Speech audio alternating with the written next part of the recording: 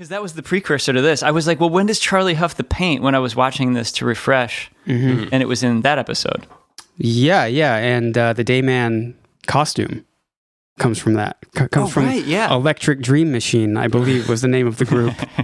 I think we've all been in that band where, everybody has a slightly different idea of who they are and what the band should be. And then you end up with the glam rock frontman, the thrash punk bloody guitarist, and then the Pecan Sandy's drummer. Oh, you're talking about Chemical Toilet. Right, Chemical Toilet. Right, which is where I think Dennis's outfit starts. Oh, you're right. He does have that before Electric Dream Machine.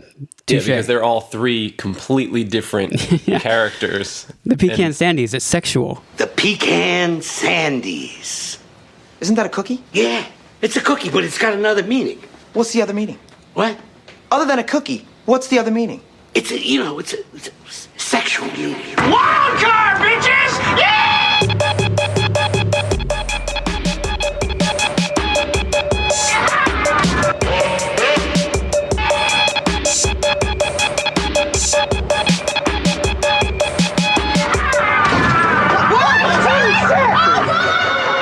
Hello, everyone, and welcome to yet another episode of It's Always Stockholm in Los Angeles. My name is Nate Harold.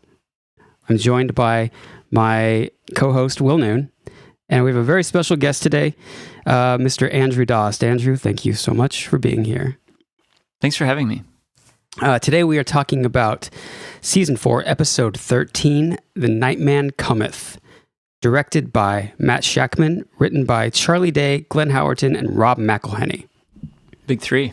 And if by some chance you don't remember this episode, Charlie writes a musical, the gang is trying to figure out what the angle is, then they rehearse a bit, and then they put on the musical. So the reason that we have Andrew here, for one, we haven't talked to him in a very long time, and it's good to see him. And two, he has written a musical many years ago. In college. So at this point, almost 20 years ago. Did you ever get a chance to do it live? I did some solo moments from it live, but I never had a fully staged production of it. And now I don't think I ever could. So yeah, it's kind of lost to the ages, I guess. Why couldn't you? I feel like it's about Christopher Columbus, for those of listeners who are unfamiliar. And I feel that it's just not a super good idea to tell a story about him at the moment. And even though it kind of picks on him and makes fun of how ridiculous and horrible he was in a roundabout way, it just doesn't. Right. I don't know. Sure. I think it's not the moment anymore. Yeah, I was actually curious because I've never heard the whole thing, but I was able to do clips of it because I'm old and terrible at Google, but I could only find. I don't know if it's easy to find somewhere. No, actually, I removed it from Spotify. Oh wow! I removed it from everywhere. Just it just didn't feel good to me. Right. Even though my ability to satirize it comes from a place of privilege, it was something that I talked to a few people about and was just kind of let's just take it down. It doesn't. Right. The world doesn't really need it. Sure. Especially right now. Yeah, because I don't think at the time I realized a lot of what Columbus had done. So I was curious if that was your inspiration, finding out the difference between what you read when you were in third grade about Christopher Columbus and then learning more and more as you get older and are exposed to different viewpoints. Was that the trigger for writing it? Or were you kind of. Okay. Yeah. Yeah, and in it he becomes the first president of the United States, and all the Native Americans adore him and help him out, and he helps them out. And so it's kind of a satirical take on it, but even so, it's kind of what's the point? Why do we need to satirize that? I don't know. I guess the first question, before we get into this episode, the first question that came to mind when I was rewatching this episode, when Charlie announces to the gang that he has written a musical, they are instantly wondering who it is against, who versus. Who's the mark? What? So, Andrew, I have to ask, did you have a mark for your musical? Is that a common thing that I don't know about? No, but that is one of my favorite moments of the entire episode when they're like, but who versus? Like, I love that. Like, you can't just make something to make it. Whose face are we going to shove this into? Right, yeah. Yeah, and they like can't comprehend. Yeah. Even though Charlie is insistent that it comes from a pure place. Right. Charlie lies a lot, but... Right. But it's a great bit. Even though they're right, he really holds up under scrutiny. Also, his intro song is fantastic. Come one, come all to a beautiful show. It's gonna be awesome and some other stuff. Some other musical stuff. In Always Sunny tradition, when vanity comes into play, as in the gang might have roles in this, they might have parts in this, they quickly shut down the Inquisition. You know what? If you guys don't want to be in it, I can find other people to play your parts. Hey, hang on there, pal. Right, they've got something to do. They're going to have some attention. All three of them are immediately like, well, no, wait. We want to do it. And like, I think D is like, oh, no, of course we're going to do it. What's the title? And that cuts us into the title. Another great title screen joke. Yeah, we've talked about it a little bit on here, but season 4 is really where they like hit the ground running, and this is just the golden age of like title credit jokes and opening scenes that are so well structured and paced. And it's just like, a 30-second thing, and the whole plot is essentially laid out except for the mark, which is sort of implied in a roundabout way. Is it? Well, not specifically her, but the fact that there is, the whole intro is them saying, who's the mark? Right. Who is this against? Why are you doing this? And that sort of should be the reveal to us, but but Charlie does a great job denying it. Although I guess it is revealed later once we see Dee ask in the next scene, what the hell is this play about? I'm a princess who lives in a coffee shop? You work in a coffee shop. You don't live in a coffee shop. Right. Yeah, that's the first clue. Yeah. That's the true reveal, is that, everyone was right. Charlie is writing this about the waitress.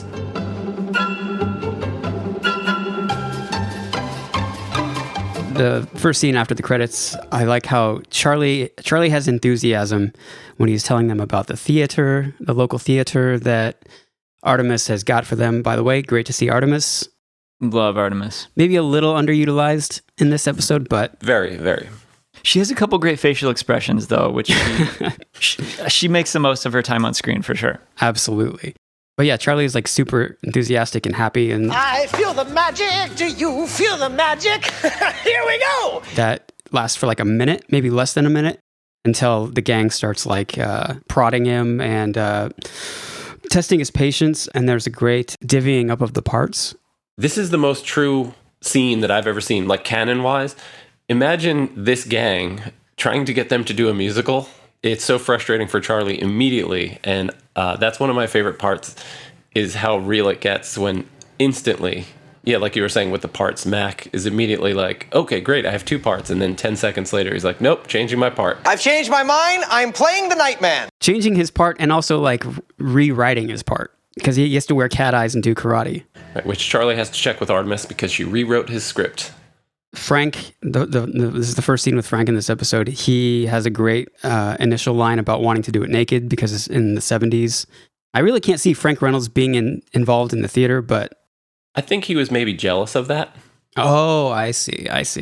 Andrew, in college, did you, or even in high school, did you do any musical theater or non-musical theater? Were you a drama kid? We didn't really have a drama program, but we had the band director's wife founded one when I was a junior. So we did Our Town and Harvey.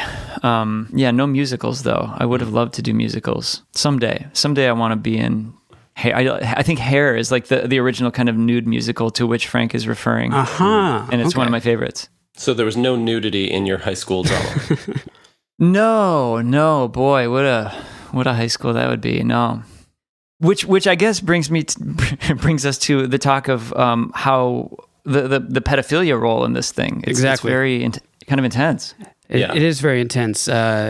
Dee is rightfully so concerned that she will look like a child molester with the way that the wording in the first song is. I don't blame her. It's a fair concern. Yeah, 100%. And I think Charlie does a decent job explaining that it's a metaphor. Well, why am I in love with a little boy? You're in love with a young man. You wrote boy. All right, well, man, boy, it's a metaphor. As we see, as is later revealed when they rehearse the first song, he might have missed the mark with his metaphor. He might have went a little heavy with the tiny boy, baby boy. And yeah, those lyrics and the costume, getting ahead of myself a little bit, but Right. In his footy pajama costume. Oh, right. But even in rehearsal, one thing that really surprises and delights me, anytime Charlie plays music on the show, he's really good. he's so good. And they can all sing really well. Yeah. I've often vented my frustration, which is dumb on my part. Every time I see someone who's an actor, especially when they're an actor playing the part of like just a schmo or less than a schmo, like the gang is like less than the average person, right? But they're actors. They can all dance and sing and play music, and they've been trained to do so many things. So when you see them do those amazing things as these average people that they're portraying, it doesn't make sense to me. It like breaks the fantasy. But it works for Charlie because it's like, of course, he's like a savant. Like, Yes. he's amazing. Absolutely. Yeah, that one does. But when they do their like Boys to Men routine, He's back again, Da-da-da-da-da-da-da. doing a little East Coast. they just do like a 4-part sort of like boy band harmonizing a cappella bit every once in a while, and it's crazy to me. It's definitely not what 3 crappy bar owners and the one guy's sister who works at the bar would be able to do Right. sporadically. Right. They're just super talented actors and people. Yeah. I believe Charlie's exact line in the Sweet D dating episode is, Keyboards just make sense to me, man. I get them, you know? and it is like you said, Andrew, like it is pretty believable. Mac's surprise kind of like sells it too. When Mac is like, Charlie, you're amazing. Hey, man, you're going to be our ace in the hole. Oh, the last thing I wanted to point out in this scene was Mac is like rewritten the part with cat eyes and does karate, and as the scene is ending, Frank is dialing his phone, and then You guys switching roles. That's not how it works. Hey, Frank, you got a guy that does cat eyes? I'm already on it. Oh, my God. For the love of God. it's so funny. just a very small, subtle joke. I love that bit too. Frank is like dialing ahead of Mac's question, which is just really, really funny to me. They're all locked in, they're on the same page. Mm-hmm. This is a brief tangent. Alyssa and I started watching Friends, and hearing you guys talk about the alliances and stuff, I really love the fact that like we were like, we should do a Friends fantasy league where it's like, this is like a Joey episode, or like, but like Rachel had some good moments. I feel like even if you know a show decently well, like I would assume we all know this show, like you could kind of do a fantasy league where it's like, what happens in like the Rumham episode? Like, I'm going to bet on Frank because I know he's got some moments, but like, who are the alliances? Who are the people who kind of carry it, and who are the secondary bits, and who's, who gets the most points of laughter, screen time, etc. You'd have to set up a pretty elaborate system, and then you'd have to. Do you need impartial judges? Because if it were Nate and I just doing this, if we integrated that into an Always Sunny, an evolving bit that we did every week, we would be awarding points, maybe biased based on who we had, picked. True. I guess, yeah, it'd be hard to be impartial because, or if you're partial to thinking one character's brand of humor is funnier than the others. Like I always think Dennis is the funniest. Ooh, Will, did you hear that? Will, I would imagine you as a Charlie guy. Oh my God, yes. Nailed it. Okay. Very, very well done. Although I'm not sure how surprising that would be to anyone, but it's just funny because Dennis is my specific guy who I'm like, oh, we could cut Dennis and still have a strong show. And I got excited in that episode, season 13-ish or 12-ish, when he like wasn't in the first show. He was maybe going to leave or something. Yeah, there was Because he was married. Well, he had a kid, right? Yeah. He had like a secret life in South Dakota, I think. I think Dennis drives a lot of the plots because he's kind of the worst. He's like, Charlie's not malevolent. Mac isn't malevolent. Dee's maybe a little malevolent, but Dennis is like pure evil, kind of. Yeah, the longer the series goes on, that becomes way more apparent that Dennis is a psychopath. Yeah, and Sociopath. sometimes they come out of their roles. Like in this in this scene later on, there seems to be like a persona evolving with Dennis specifically, where he becomes like the lapdog. Like when he gets that lead role, I think it's like he's a teacher's pet. Yeah, exactly. Yeah. He's just always agreeing with Charlie. He's like, no, we don't want to cut the song. Apologize to Charlie. You know, like, let's keep the song. And then when Frank's chewing gum, he's like, he said no gum allowed, you know? Right. Yeah. It's very weird to see Dennis being like that. So, so what I was saying is that, even though I love Charlie all the time, and I think he's usually innocent and dumb, and that's his, like, plot point mover, and Dennis is super selfish and manipulative in a way, but that's his plot point mover. They break out of those roles when necessary because they're just characters. Yeah, and a lot of time that like going back to the fantasy league, like a lot of times that has to do with the specific alliances, because like the Charlie D alliance makes the weirdest shit happen, like Def Poetry Jam, stand up comedy. So the alliances are pretty crucial to this show as far as like how the characters act. Yeah, they kind of do react differently based on who they're surrounded by. I never thought about that. Why is Frank chewing gum? Great question. That always surprised me. Great question. I mean, because it's wildly inappropriate to sing a song while chewing gum. Probably the only instance on this series of Danny DeVito with gum.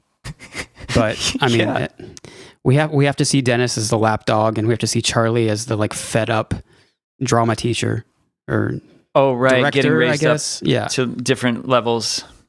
I mean, we're skipping out of order here, but this is a really important one for me. And Andrew, thank God you're here. So I think in the first scene when they're dealing with Dee and Dennis's song, Charlie he's like up here, and he says that he has to play piano while he's up here, and he wants to be down here. So can you tell us where the ideal point to be is when you're playing piano? Oh, yeah. I think Charlie nailed it, actually. I think it's shoulder level. Yeah. Because you want where you want to be. Right. You don't want to be below that. But like if you're up in your head, if you're through the roof, you don't want that either. I think, he was dead on. Gotcha. Okay. Cool. I was really curious because, there's like several levels of where you could be. And I don't know if lower was, but I guess you want some of that. You don't want to be chest or stomach. You want to be on. Yeah, you want to be switched on. He also does such a good job throughout the episode of, and I don't know if they filmed them in order. I think he does go higher with each one. Yeah, by I'm not mistaken. by showtime, he's talking about smashing people's faces and calls Dee a bitch and gets a little nasty.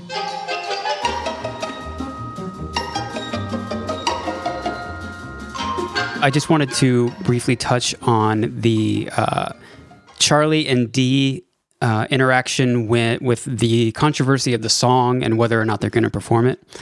First off, it starts out with Artemis saying, chiming in, talking to the talent, maybe out of turn.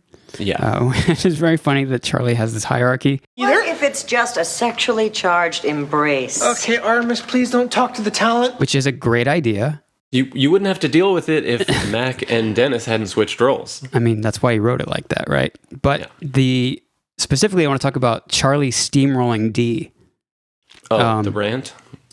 Yeah, because like I did do a little bit of drama in my tiny little high school, and I feel like the fed up drama teacher really did get like that, where it's like you pull someone aside and you basically just say like he plays to her insecurities perfectly, where he's like, okay, well, if you don't want to sing this song, then you're not going to sing at all, and it just like completely flips the script on her.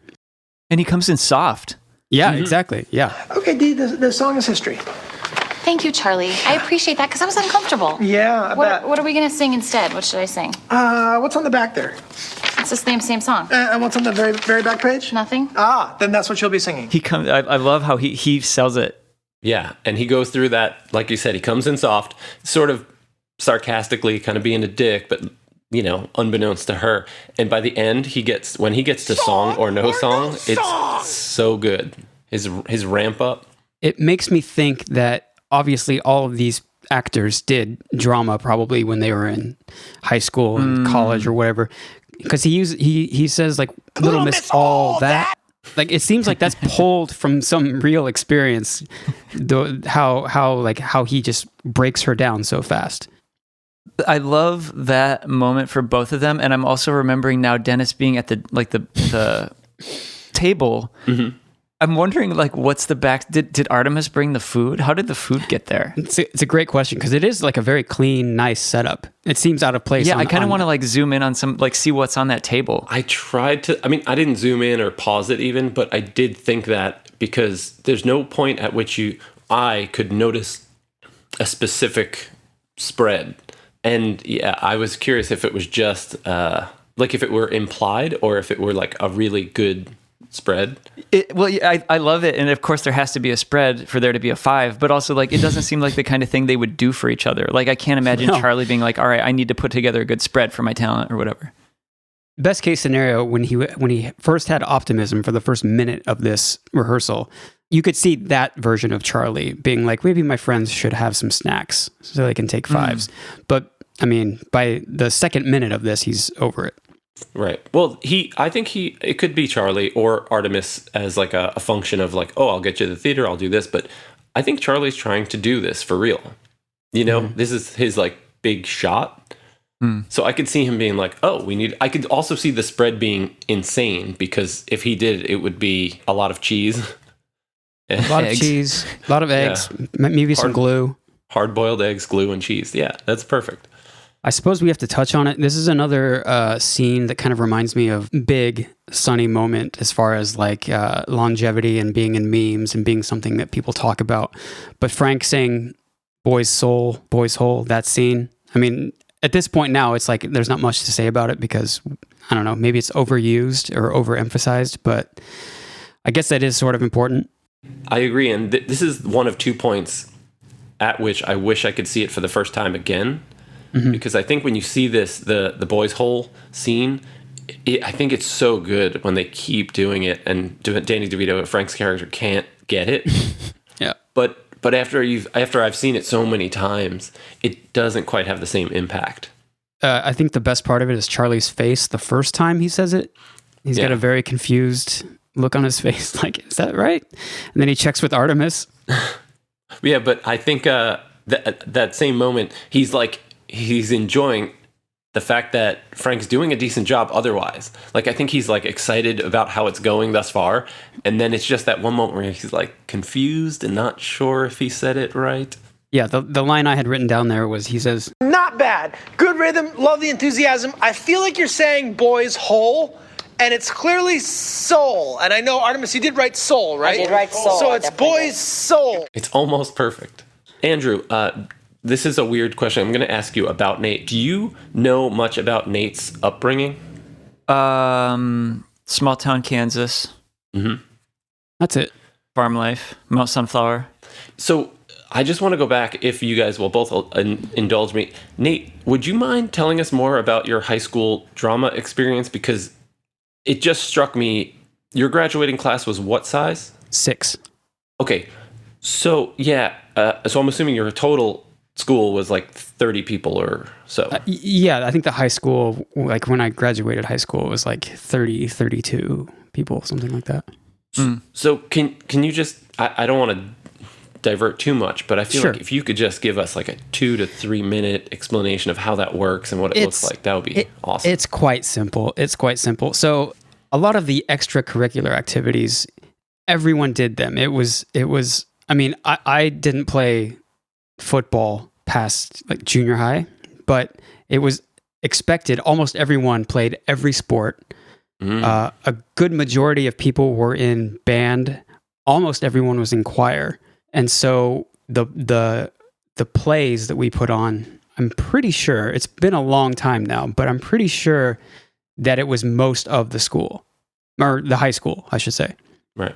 Was it like cool to participate, or was everybody like, I hate that we have to do this? Yeah, it was. Or was it like, we got to do the play? It's the play. We got to put on a show. Yeah, I mean, you had the people who were way more into it than others. I didn't love it. I don't think I was very good. So my enthusiasm wasn't super high, but I mean, there's something fun about it, even if you're not a thespian. You know, it's like it's fun to like help build these horrible sets, and like memorizing lines was the worst part. But yeah, since everyone was involved, it was like, I mean, looking back on it now, it seems insane, but growing up there where everyone did everything, it made sense. It sounds really cozy and cool. Yeah, I could see it being that all hands on deck experience where you're like a part of something, even though it's not like your favorite thing. Yeah. You like allow the other people that really do like it to do it, because otherwise they wouldn't be able to. Like if there were like 6 people that loved football and there weren't like another 6 or 10 people who were willing to play, you couldn't. That's a play. problem. Yeah, that's a problem. You just couldn't do it. So you're like, all right, I'll do this if, they're willing to do that, if you really liked band. But again, with 30 people in your high school, you need everybody playing an instrument or else it's not going to work.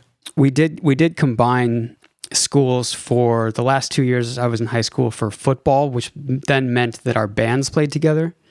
So that was a little more of a normal experience as far as like how many people were there.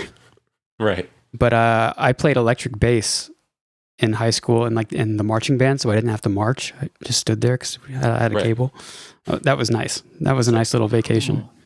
Okay, sorry. I'm always just super fascinated by Nate's upbringing because it's so foreign. Yeah, that's really interesting. Yeah, it's pretty weird for sure. It's very unique. I had a note here. We're not to Charlie approaching the waitress yet, correct? We're about there. So if you want to just do whatever you want. Well, as we get to that scene, I watched the episode twice to prepare for this, and there's an establishing shot of a car turning left into traffic, and there doesn't appear to be a light, and it looks like a tough left turn right before Charlie says hello to the waitress. Okay.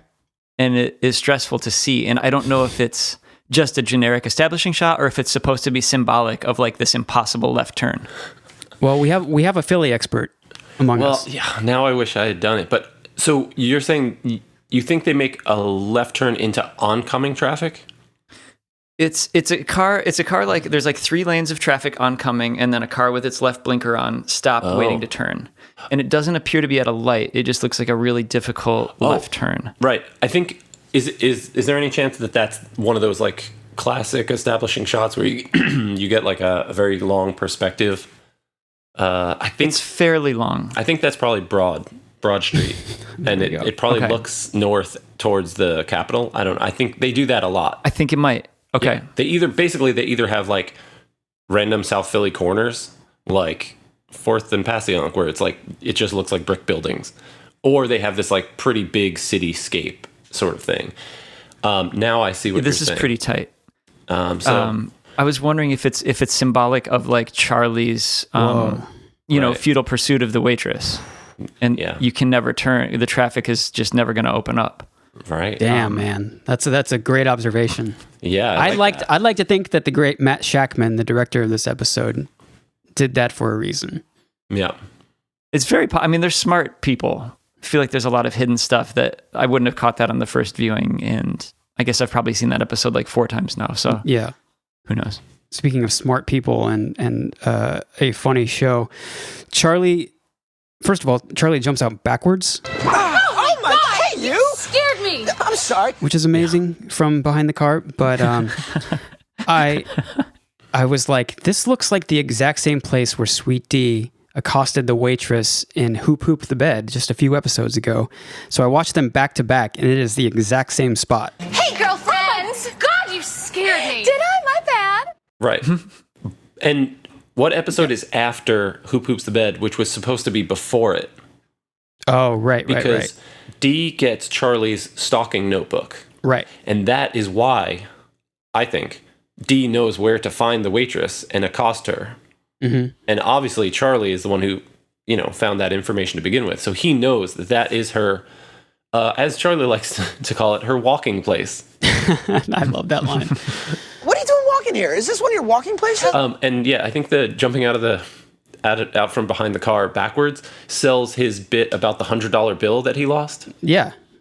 Yeah, it's underneath the car, we're led to believe. But yeah, this is where we see the great bargain between Charlie and the waitress. And it does kind of have a little bit of like a heft to it in the sense that like he really kind of gets serious about leaving her alone. And you kind of see like the torture that maybe he's put her through to get her to the point where she would say, if you're being honest, then yes, I will do this so you stop stalking me. I swear to God, I'm going to leave you alone. I'm going to stop listening to you as my emergency contact. I'm going to stop calling you, all that stuff, if you see the musical. That's how much this means to me. Yeah, you see how seriously he's taking the musical. Like, he believes in it so much that he's willing to give up that pursuit. Yeah. Because he knows it's going to be amazing. He's betting everything on this performance. And my favorite part possibly is, "You won't regret this." And her response of, I regret it already. such a good line. There was a thing that she said in there where she got a call from the hospital at 3 a.m. because Charlie got hit by a car. Is that from the first Frank episode? Because no, he was in a car accident.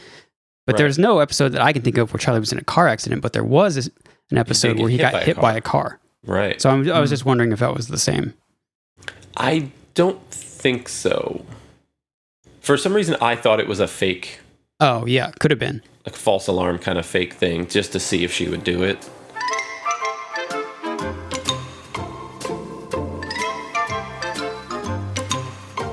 I would like to move forward and talk about the great May Laborde, who plays Gladys, Nice. which is an amazing character. Just a tiny bit of screen time, and holy shit, she did a great job. We go right from there to opening night? Yeah. Yeah. Wow. Well, we got the rehearsals out of the way. What else do we need? Right. Rehearsals and the plot. But yeah, she is incredible. She is amazing. Plus that curveball being introduced. Like, Charlie's up to something weird. And we get more of Dennis being vulnerable. Come on, you can't be throwing us curveballs like this. I'm hanging on. Don't argue with me right now, okay? He's so nervous. And he looks amazing. Like, all their makeup is so like gaudy, and It's so funny. Mac's makeup is so funny. yeah. Oh, God, he is good. Also, when I think it's Dee saying that she's going to rip the pits and throw in her original song, when Charlie gets frustrated and says that he will smack her face off her face. Right. I was just watching this, a few times to prep, and my girlfriend actually was like, "That's what you sound like all the time." Oh, it's rubbing off on you. I think that Charlie's over a the bad years, influence? his not his bad influence, but just his style of, like, I've used that as like a jokingly, like when I want to say I'm jokingly mad at someone, like if someone's like, "Oh, I can't do this thing at 10 o'clock and you do it at 10:15," I go, "Oh my God, I will smash your face into a jelly," or whatever his multitude of overly violent, threats are. So I've adopted this as my personal language. Your brand. Just real quick, going back to Gladys / May Laborde, she began acting at the age of 93. Amazing. Was active until her death at age 102. So Wow. she would have been like 93 or 94 when she was in that episode. Everything she says is awesome. She talks about Calvin Coolidge being a personal friend, and apparently has repeated the story several times. Oh, I forgot to tell you, Calvin Coolidge was a good friend of mine. You've been telling me that Calvin Coolidge was a friend of yours, like, all morning. And at a certain How many point, times? like 100 times now. Oh, And the shush seems improvised to me. And I want to believe that it was. Charlie has to tell her not to shush him. Story, I need to start playing the piano. Don't shush me, okay? Now, please don't shush me. thanks. How much is improvised? Are you guys aware of, I know that some shows like The Office is highly improvised. Is this mostly scripted, or how much freedom do you think they have? It seems like a good bit. I want to say that I read this recently, but now I'm second guessing myself. But I think that they do like a take with the script, and then they do more takes, improvising more and more as they go along. Because some of the stuff seems like them just yelling at each other or talking to each other. But I don't know specifics. Sure. Yeah, I think we like to make up what we think is real or what would be funniest to us, and we decide that that's real. Right. Like, can you believe that was improvised? In this situation, the shush was improvised, and it's amazing that this 93-year-old woman who just started acting would do that. Dee flipping the script on Charlie and steamrolling him about adding the new song. You cannot add a song. It's gonna happen. I will smack your face off of your face. And she talks about ripping the pits because she can't raise her arms, which is, of course, used to great effect on the last number. Yeah, it's a great bit. First number. Baby boy, little boy. Tiny boy, little boy, baby boy is the name of the tune. Dee's follow-up song is called Just to Be Clear. That is an amazing song. I kind of wanted to hear it without, because they cut to Charlie and then they cut to Dennis and Mac, which are both great scenes. Right.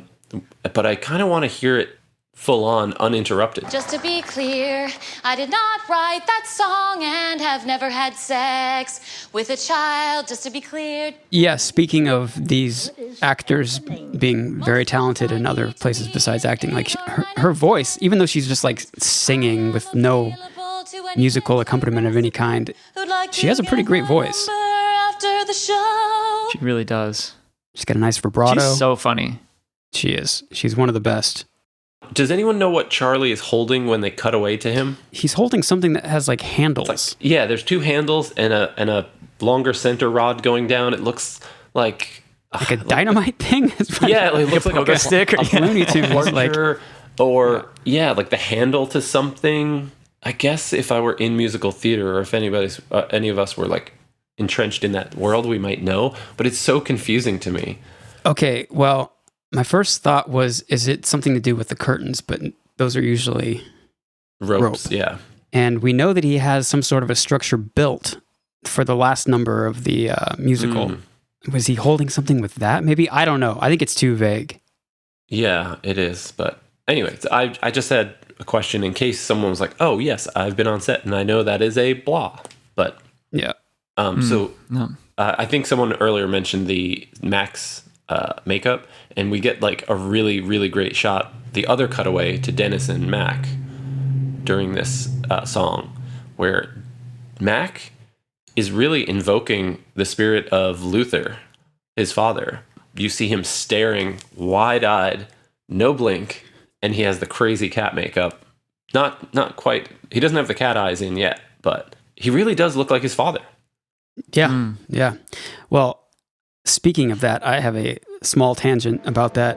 It's time for Shallow Dive with Nate Harold. In the very lazy way we've been promoting this podcast, one of the things I've been doing is posting on Reddit, because the Always Sunny subreddit is huge, massive. So one of the first posts I did on Reddit was this observation I made about Mac wearing the cat eyes as the Nightman in The Nightman Cometh, comparing it to Gregory Scott Cummins, who plays Luther. He was in a Snoop Dogg video for the song Murder Was the Case. And if you guys haven't seen it, I'll send you a link after this, but he plays the devil, and there are multiple shots of him eyes wide open wearing cat eyes. And if you put them back to back, they look very similar. And so I was hoping and praying that that's what inspired Mac to do the cat eyes, because it seems like it comes out of nowhere. It probably wasn't, but in my head canon, it's a nod. Incredible. To Gregory Scott Cummins in the Snoop Dogg video, Murder Was the Case. I think it's perfectly reasonable that would happen. I feel like we've stumbled upon things that work like that. Like the voice actor for all the anime stuff, the fact that she doesn't have any lines. It's amazing. They're just like Fisher Stevens playing an Indian guy in Short Circuit, and then having his neighbor be an Indian guy. Andrew, sorry, I feel like we're maybe doing like talking about our high school friends, and you're just like, yeah, I don't know Big Tony. Oh no, that's from okay. high school. Talk it up. Are you familiar with Luther, Mac's dad's character? For some reason, the episodes where he figures in, is that the one where they get whacked? He's in that one a bit. He's definitely no, not when they get whacked. It's when Mac and Charlie die. Right. Okay. A similar two-parter. Yeah. Those just have never been episodes that grab me, so I think I've like rewatched those the least for whatever reason. If you haven't seen him too much or his character, but he's really good at he's got really big eyes. Like he just keeps his eyes. They're so intense, and they're actually kind of piercing beautiful blue eyes in a way, but so intimidating. Piercing blue eyes, and it's just strange, and it makes you feel a little uncomfortable because he's always like staring, and hardly ever blinks. It's like a thing. It's very scary and mesmerizing at the same time. Okay, I'll have to go back and dig in a bit. We've become borderline obsessed with his brief appearances. So this is a big moment for us to see that connection, and for Nate to make that possible homage, to see that thread is yeah. It was just because I was on his IMDb several episodes ago, and I was like, he was in that video. I remember that video vaguely. It's like early I think it was like 94, so it's like very early CGI, and he starts as a crow and does this like bloop, and then he's Luther McDonald basically with cat eyes. There's no chance you'll remember this, Andrew, but have you watched Batman Returns? I mean, yes, not recently, but yeah. Okay, so we watched it in part of this podcast because it has Danny DeVito, and we decided that was part of his origin story. And then we watched it, and it really started to make sense that Frank may have been the Penguin in a former life or something, because they're very so I mean, Frank as the troll is perfect. Danny DeVito as the Penguin. Exactly. It makes sense. And as we were watching it, our minds were blown when, again, you probably won't remember it, but the mayor's baby? Yeah. Is stolen? So the mayor's baby is stolen by the Penguin's henchmen. One of them does like this flip, and some of them come out on dirt bikes, and it's like chaos. And one of them steals the baby and then does a front flip into the sewer. But the guy that steals the baby, you see his eyes, and his eyes open super wide and intense. It's Luther McDonald. They go way back. And we were just like, oh my God, this is real. How is that possible? Anyway, so that's a gasp moment where, okay, so after Dennis and Dee finish their song, Mac is like, Laughs are cheap. I'm going for gasps. Yeah. He learned it from his father. Sounds like a gasp-inducing moment. Yeah. Yeah, exactly. Like father, like son. It's so good. We see the boy's bedroom. The boy is in the character in the musical, and it looks very, very, very, very similar to Charlie and Frank's apartment. Oh, yeah. Which I don't think I had noticed until rewatching it for this. I mean, I don't know how I never saw that before, but like the German Shepherd painting. Yeah, right. That's also the bed. If you like from the side, you can see that it's not a headboard; it's a couch. Of course. I love that you can see like the light switch is painted onto the wall. It's really fun. It's got like a real cartoon vibe. I actually like that about theater and musicals. Sometimes when the set is like not trying to be realistic, you're just like, or you have like one establishing piece, like a countertop and a sign that says coffee, and then just like a black backdrop, and you're like, oh yeah, that's a coffee shop, totally. You have transported me to this world. Yeah, and then it slides out of the way. Some of that stuff is like fun. One observation that I was wondering if you guys could help me with is the boy refers to the troll by his first name, which is Antonio. Oh yeah. What the fuck is that? I was curious about that as well. I don't know. Never referred to in any Sunny lore as far as I can remember. Yeah, I got nothing on that one. Yeah, I'm trying to.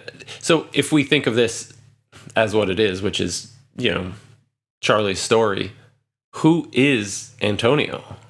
Who are these characters? What is the metaphor here?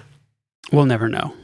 Another observation that I made about this, because this is like Dennis's his time to shine, is this scene between him and Frank, and Glenn Howerton playing Dennis playing the boy.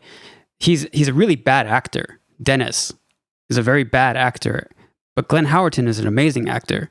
So I was just wondering like how they make that transition from like being very talented at something and then like making yourself be bad at it. It's just interesting to me. Yeah, I mean, I guess you can do the same in music, but actors playing bad actors is always great, and actors playing drunk and actors playing an actor who can't act is so funny generally. Right. Yeah, I agree. Like you said, I think it's similar to like, would a musician be able to perform as poorly as a non-musician on their instrument?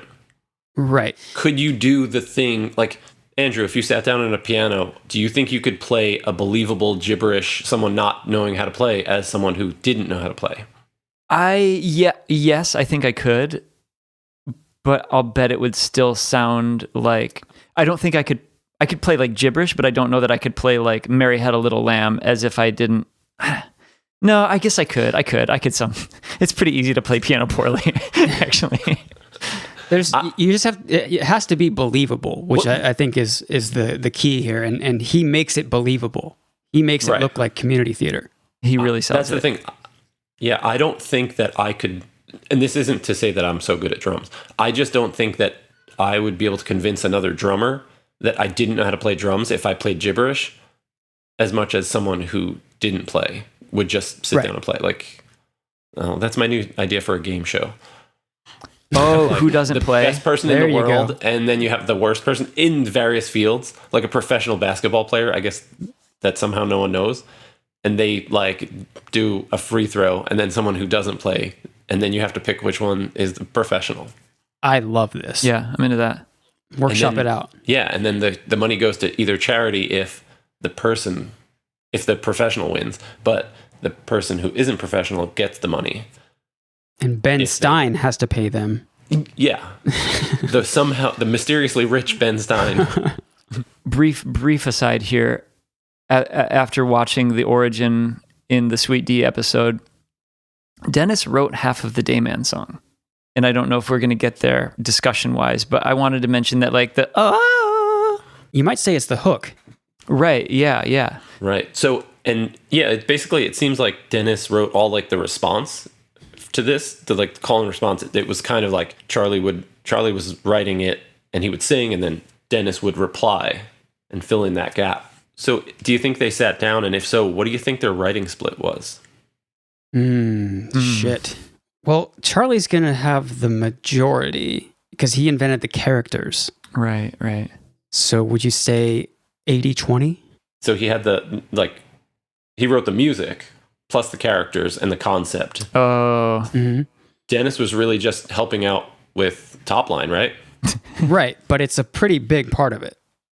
Right, you could, like you said, it was the hook, kind of, yeah. Maybe a 75-25. It depends on how much of how much Dennis wants to push. Because if Charlie is like the biz guy, then like he might just be like, that's standard. 20 is standard. Right. Yeah. And hopefully they negotiated before the rehearsals. Right. Because after the rehearsals, it was That would be yelling at a wall. Established roles, and Charlie is obviously taken dominance in that relationship. So, I've skipped one of my favorite parts of the whole thing here. I'm so sorry to have done this.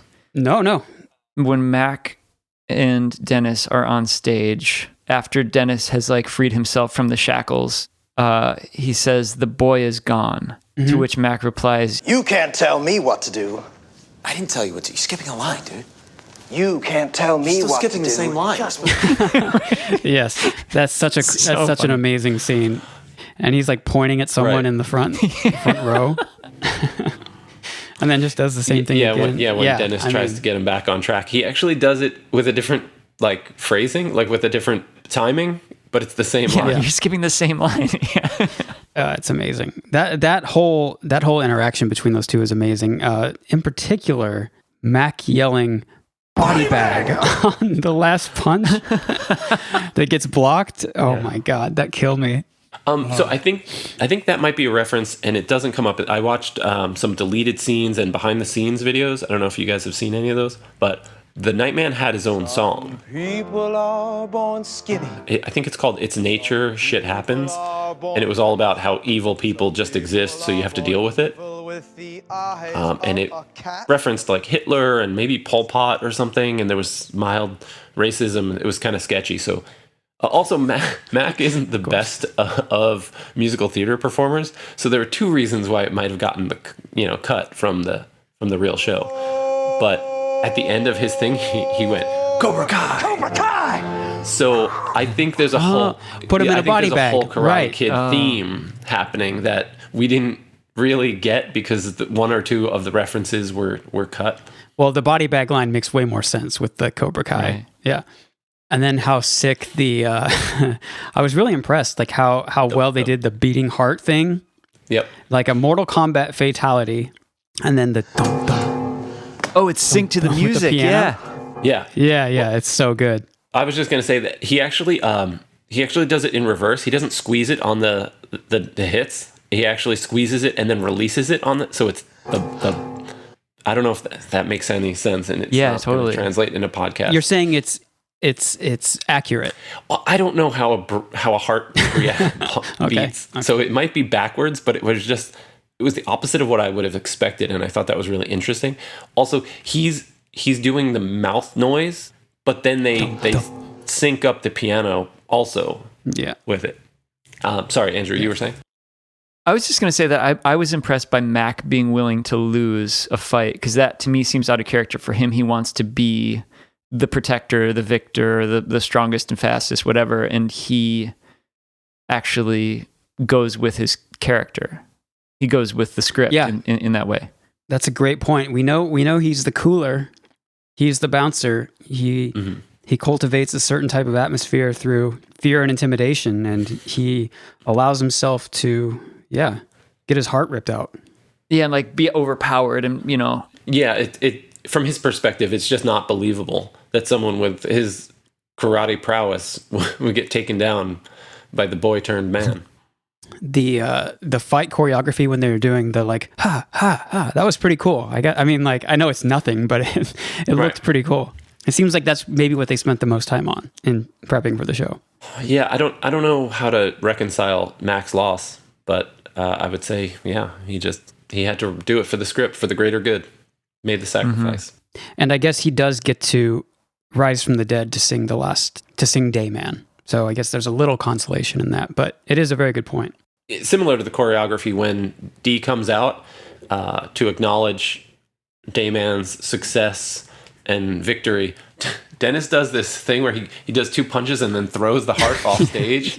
It's this 1-2, it's like punch throw. Yeah. And it is so good. I guess a lot of the choreography, he was punching like that, but it's very mechanical. And I guess, like you were saying earlier, it's like bad acting, acted very well. Yeah, there's something about those motions wearing the costume that he's wearing that it just looks really funny. And yeah, I noticed, I had never noticed that until like the last time I watched it, that he does that very quick. So good. Anyway, I would love to get to Charlie's song now that I've got that off my chest.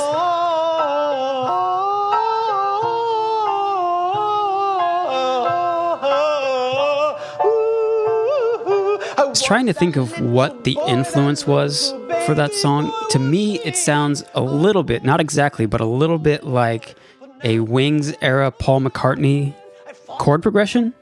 I mean, we have the Wings era Paul McCartney expert, Andrew Dost, on our podcast. I do love Wings era Paul McCartney. I think you're right, and I also think the opening, it gave me shades of like I think it was supposed to be like a heavenly choir, like like a Handel or something.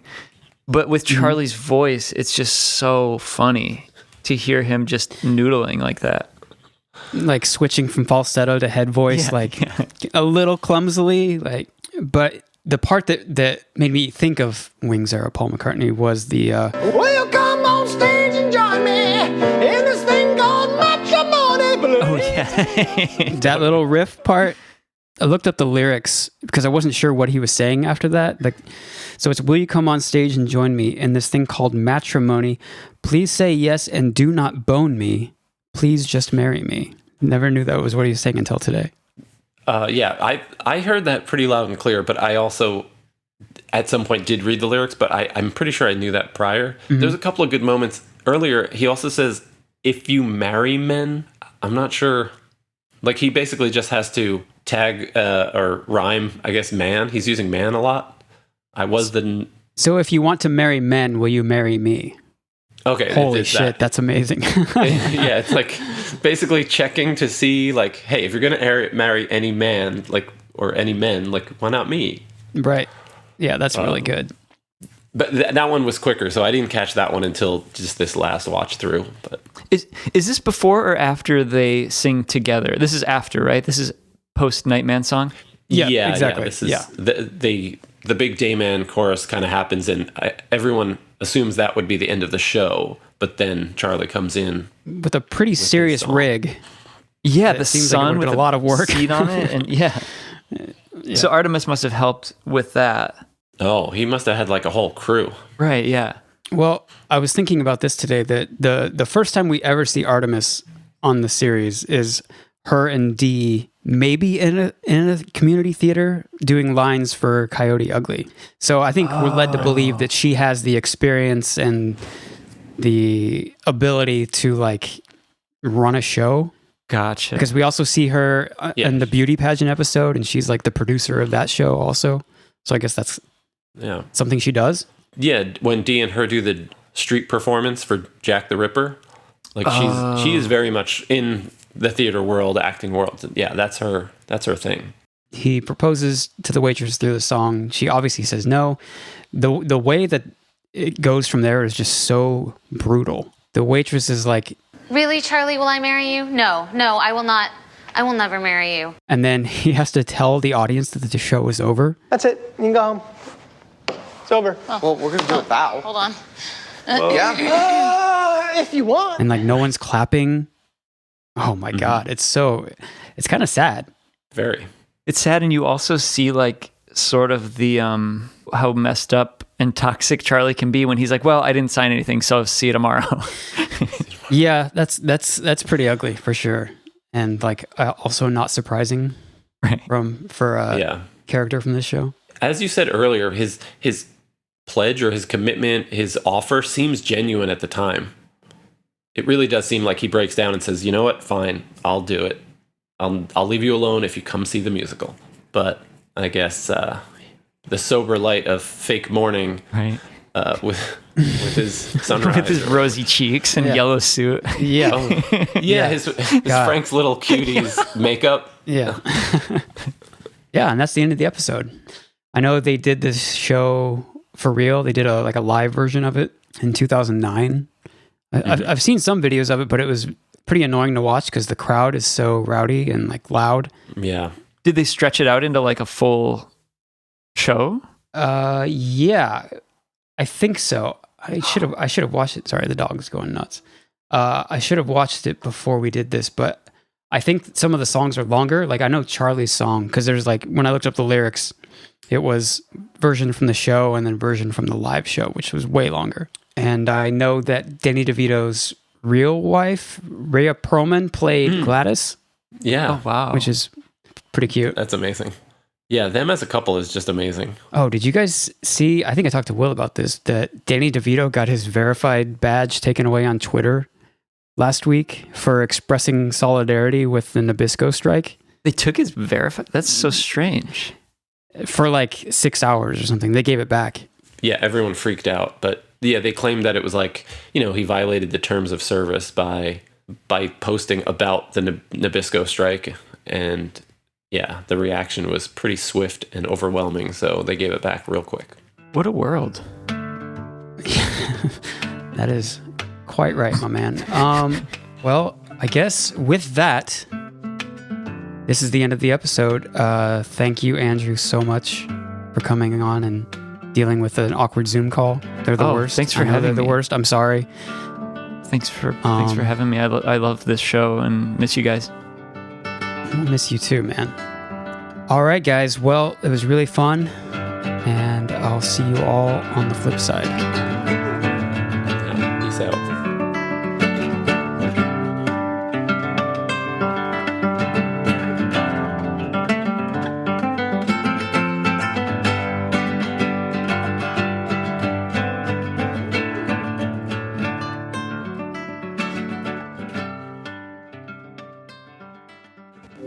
Brought to you by the Natty and New Network.